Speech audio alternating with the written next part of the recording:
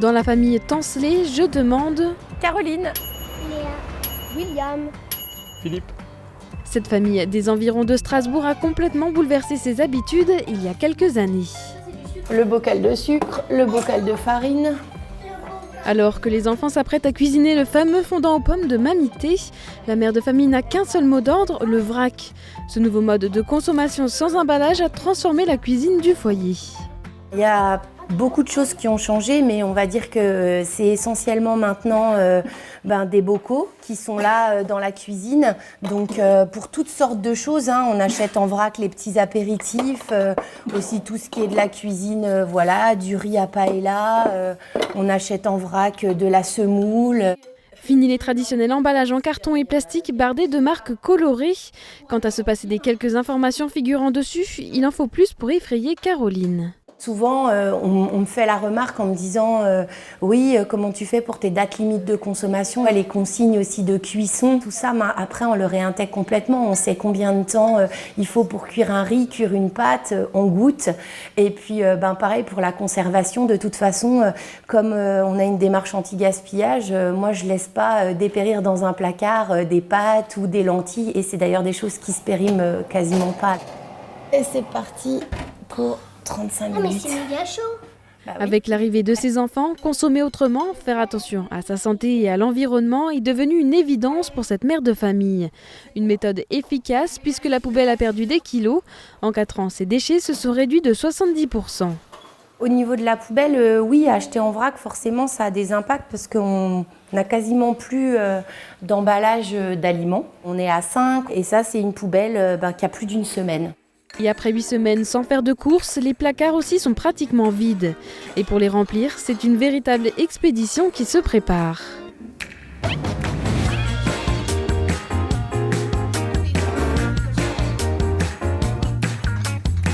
Direction le magasin préféré de Caroline, une enseigne spécialisée dans le vrac. Bonjour. Ça va et vous? Depuis quelques années, la vente de vrac est en plein boom. Un mode de consommation pas si nouveau, mais qui revient dans le quotidien des Alsaciens, auréolé de vertus écologiques. Un Français sur 2 aurait acheté du vrac ces 12 derniers mois. Il faut dire que l'offre se multiplie dans les commerces et même les supermarchés s'y mettent. Mais comment s'organiser pour acheter en vrac? Le choix et la qualité sont-ils toujours au rendez-vous? Et surtout, les acheteurs s'y retrouvent-ils question prix? En somme, faut-il s'emballer pour le vrac?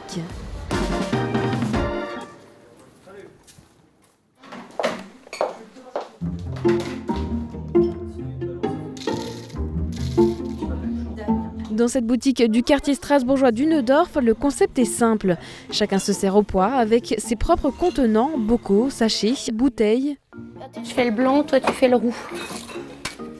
Allez, vas-y mon grand, tu vérifies bien que ce soit pesé. Ouais, ça c'est bon. Du sucre, mais aussi des pâtes, des céréales, du café et même des produits ménagers et cosmétiques. Ici, on trouve de tout. Au total, plus de 700 références sont entreposées sur les étagères blanches. Les stars des ventes sont les fruits oléagineux, puis viennent sur le podium les fruits secs et les légumineuses, suivis de près par les graines comme le sésame ou le tournesol et les céréales. On se rend compte qu'en fait, pour moins de 2 € par jour, on fait l'épicerie de la famille. Donc le vrac, c'est pas aussi cher que certains le disent. Bilan des courses, Caroline dépense ce jour-là 190 € et elle va nourrir 5 personnes pendant 8 semaines. Mais le vrac est-il vraiment plus économique? Le riz bio acheté ici coûte 5,20 € le kilo. Pour son équivalent en grande surface, il faut compter 5,70 €. Il en va de même pour les pâtes, de 1,65 € en vrac contre 2,10 € le paquet. La farine bio, elle, est affichée ici à 2,02 €. Le kilo vous coûtera 2,55 € au supermarché. Et c'est pour la lessive que le prix semble le plus intéressant, 2,99 € le litre contre 4,89 € en bouteille. Ainsi, selon nos calculs, les étiquettes du magasin affichent entre 10 et 15% de moins. Pourtant, si l'absence d'emballage réduit la facture, le vrac nécessite une logistique complexe et davantage de main-d'œuvre, notamment pour guider le client. Je voudrais me servir en percarbonate, Oui. agent blanchissant. Oui, alors est-ce que vous avez déjà le contenant? Non. Ok, donc ces produits-là sont des produits d'entretien, donc il y a une réglementation sur les contenants. Je suis moi obligée de vous le vendre dans un contenant homologué, conforme et étiqueté. Donc on va devoir prendre le seau que vous gardez et que vous ramènerez la prochaine fois pour le re-remplir. Depuis l'ouverture de son magasin il y a 4 ans, Céline a vu la clientèle grandir et se diversifier. On est en hausse depuis le début, une hausse de la valeur des paniers aussi. C'est-à-dire qu'au fur et à mesure, les clients ont acheté quelques petites choses et ils ont découvert des produits en venant de plus en plus. Pourtant, le vrac n'est pas si nouveau, il était même la norme avant les années 1960 et l'arrivée des grandes surfaces.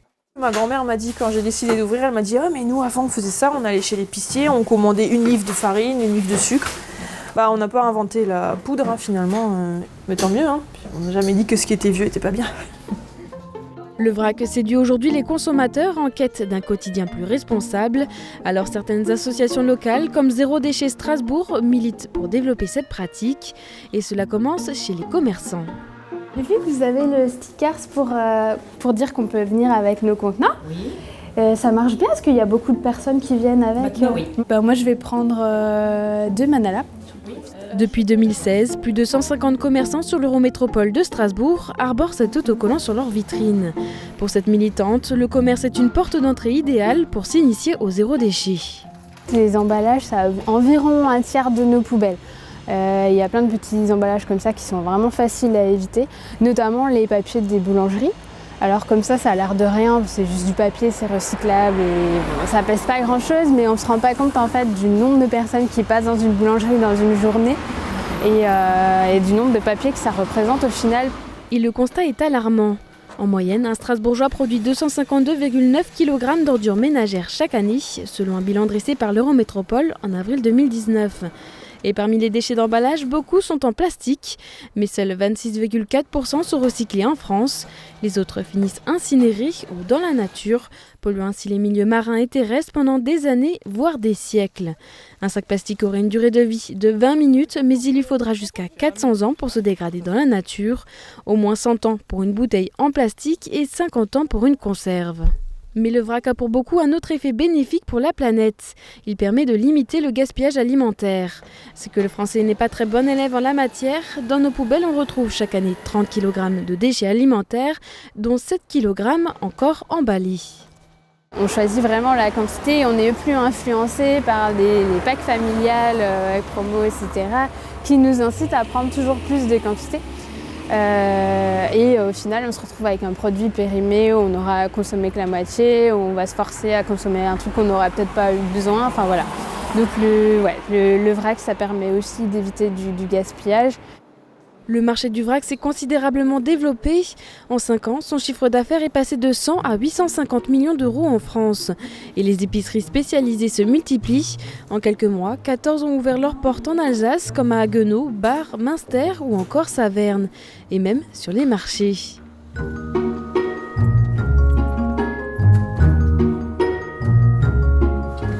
Tous les samedis matins, c'est la même routine. À l'heure où le soleil se lève, Virginie installe son épicerie itinérante sur la petite place de l'Arsenal à Célestat. Cette ancienne comptable a quitté la vie de bureau pour pouvoir, comme elle le dit, jouer à la marchande. L'idée du camion, c'était aussi de pouvoir approcher le consommateur directement sur son lieu où il va régulièrement faire ses courses. Parce qu'en ce moment, on a constaté que les gens reviennent, ont besoin de reprendre contact avec les producteurs, avec les distributeurs, les fournisseurs. Et ils viennent être un peu acteurs, donc c'est eux qui se servent de temps en temps dans le camion. Voilà, il faut qu'à travers le vrac, on puisse donner le lien avec le produit. Et comme son public, ces produits sont aussi locaux dès que possible, un approvisionnement en circuit court qui a ses avantages. Je ne surstocke pas parce que je sais que mon petit producteur est pas loin de chez moi. Et sur la place du marché, le dialogue se noue vite. Ici, pas d'intermédiaire, le camion est le trait d'union entre producteurs et clients. Le lentillon, c'est la lentille brune, où tu vas avoir un petit peu plus de souplesse, on va dire, c'est moins fort que la lentille verte. On ne paye pas l'emballage et puis c'est quand même plus sympathique pour le contact humain. Toutes les semaines, la visite à Virginie. On essaye de réduire nos déchets et on a découvert cette petite camionnette il n'y a pas si longtemps que ça au marché. Et c'est elle qui nous a donné envie de poursuivre, nous a donné plein de conseils et du coup on s'est lancé dans la démarche.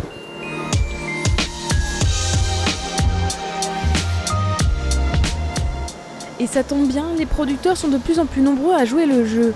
Même les industriels s'y mettent ou s'y remettent. Direction Marlenheim, c'est ici que dans les années 1950, un boulanger se lance dans la fabrication de pâtes d'Alsace. À l'époque, on ne parle pas d'emballage individuel. 60 ans plus tard, si le paquet de pâtes de 250 grammes s'est généralisé, l'entreprise familiale n'a pas abandonné pour autant le vrac. Pour fabriquer un sachet vrac, le principe reste le même que par rapport au sachet que vous allez trouver dans les rayons des grandes surfaces, de contenant plus petits. Vous avez la peseuse qui va peser la dose. Alors au lieu de peser 250 grammes ou 500 grammes, on va peser 5 kg, 10 kg et adapter le poids par rapport au volume du sac pour pouvoir optimiser les emballages. Aujourd'hui, l'entreprise destine 15% de sa production au vrac. Mais si les recettes ne changent pas, le conditionnement et le transport demandent plus d'attention. Ce qu'il est important de faire, c'est de faire attention au type de sachet, de préserver le sachet lors de son transport. Jusqu'au magasin, il faut qu'il soit fermé hermétiquement. On ne peut pas l'envoyer comme ça ouvert jusqu'au point de vente. Après, il faut faire attention au type de produit. Vous avez des produits comme des nids qui sont plus fragiles, des spaghettis qu'il faut manipuler avec attention. Ce sont des produits par rapport à des coquillettes ou des torsades qui ne se distribuent pas de la même façon dans un distributeur vrac. Destinés à l'origine à la restauration collective ou aux épiceries spécialisées, les sacs de pâtes en vrac sont désormais livrés en grande surface, qui elles aussi surfent sur cet engouement. Ce supermarché d'Elkirch a fait partie des premiers à ouvrir son rayon de silos et depuis son lancement, il affiche un taux de croissance à 2 chiffres. Le vrac, c'est vraiment une attente de plus en plus forte de nos clients, tout simplement parce que ça correspond tout à fait à la tendance, c'est-à-dire des clients qui veulent de plus en plus des produits sains, de qualité, mais aussi de pouvoir choisir la quantité des produits. Et d'ailleurs, aujourd'hui, on développe énormément la gamme. C'est pour ça que par rapport au départ, on a beaucoup plus de références. 120 exactement. Les consommateurs, encore peu habitués à manipuler des produits non emballés, s'interrogent parfois sur la manière de se servir. La grande surface a donc embauché des vendeurs pour gérer le rayon et conseiller les clients. Je vais juste prendre de l'origan un peu. Très bien, il me semble que c'est là-bas. Vous savez où c'est ? Dans les allées, il y a ceux déjà convaincus par le concept. Je pense que c'est plus accessible à plus de gens si c'est dans un supermarché. Je pense qu'on ne peut pas faire toutes les épiceries différentes pour avoir tous les produits qu'on veut d'un coup, donc c'est bien de l'avoir dans un supermarché. Ça fait partie de mon quotidien depuis maintenant 3 ans, donc c'est devenu normal. Partout où je vais, j'amène mes petits sacs en tissu. Et il y a ceux qui le sont moins. On ne sait pas comment c'est manipulé ou autre, c'est pas mis en sachet, donc au niveau effectivement de l'hygiène, la propreté et de la conservation pour être sûr que ça se tienne aussi longtemps qu'un paquet fermé par exemple. Et cette cliente n'est pas la seule à s'interroger, alors que des règles très strictes ont été mises en place dans ces nouveaux espaces de vente. Là, on est sur des démarches qui se rapprochent, qui sont équivalentes à un produit frais, comme on peut trouver en poissonnerie ou en boucherie, c'est-à-dire qu'il y a une traçabilité. C'est-à-dire que par exemple, nous on est livré, nous on reçoit soit des cartons, soit des sacs en fonction du produit. Chaque sac, chaque carton a un numéro. Donc tous ces numéros doivent être traçabilisés. On doit remplir l'intégralité d'un sac dans un trémies. Et on ne peut pas stocker de sacs ouverts pour éviter justement la prolifération de mythes alimentaires, etc. Donc ça demande une gestion très pointilleuse, ça demande une gestion au quotidien de sécurité alimentaire. Des conditions qui font du vrac un réel défi pour les grandes surfaces, mais leur tâche pourrait bientôt être facilitée, notamment dans les rayons frais comme la boucherie, poissonnerie ou fromagerie. La loi anti-gaspillage qui entrera en vigueur en 2020 prévoit que tout consommateur pourra demander à être servi dans un contenant apporté par ses soins, dans la mesure où ce dernier est visiblement propre et adapté à la nature du produit acheté. Une définition légale du vrac devrait également permettre de cadrer les pratiques des professionnels. Reste à prendre l'habitude de sortir avec ses bocaux ou sacs en tissu, mais la révolution du vrac a bien débuté.